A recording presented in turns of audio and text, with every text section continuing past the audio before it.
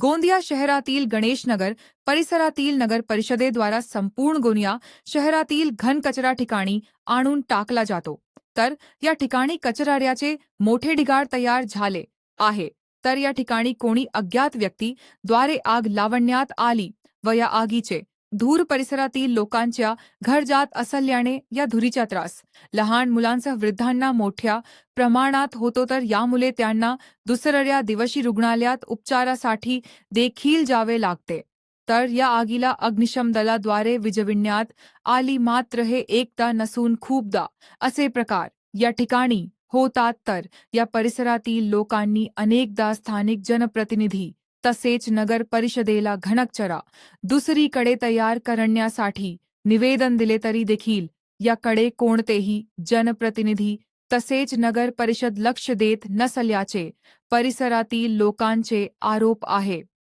आम्ही आज बारामती व्यापारी महासंघ, हॉटेल व्यापारी असोसिएशन व स्वीट होम असोसिएशन यांच्यातर्फे वहिनींना निवेदन देण्यासाठी आलेलो आहे की घरगुती ग्राहकांना तुम्ही 21 दिवसांनी गॅस सिलेंडर देत आहे, त्याच्यात कुठलीही अडचण नाही, बरोबरच आहे ते।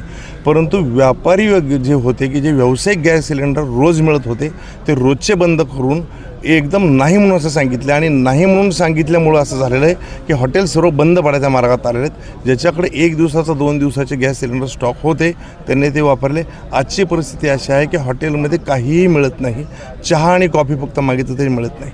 याच्यामुळे हॉटेल व्यवसायावर धंद्यावर परिणाम झाला आहे का, तर तो झालाच आहे। पण हॉटेल व्यवसायाबरोबर हॉटेल व्यवसायावर अवलंबून असणारा जो स्टाफ असेल, याच्यासाठी असणारा जो शेतकरी वर्ग असेल, ज्याचं किराणाचं दुकान आहे ते लोक असतील, ह्या सर्व लोकांवर परिणाम होऊन ही सर्व बाजारपेठ बंद पडायच्या मार्गात आलेली आहे। बारामतीमध्ये 65,000च्या आसपास विद्यार्थी शिकतात। ह्या सर्व विद्यार्थ्यांच्याकडे जर म्हणलं तर मेसची सोय असते, मेसची सोय याच्यामध्ये होत नाही आहे का, तर मेसवाला त्यांना जेवण देऊ शकत नाही। 10वी-12वीच्या मुलांच्या परीक्षांचा विषय झालेला आहे।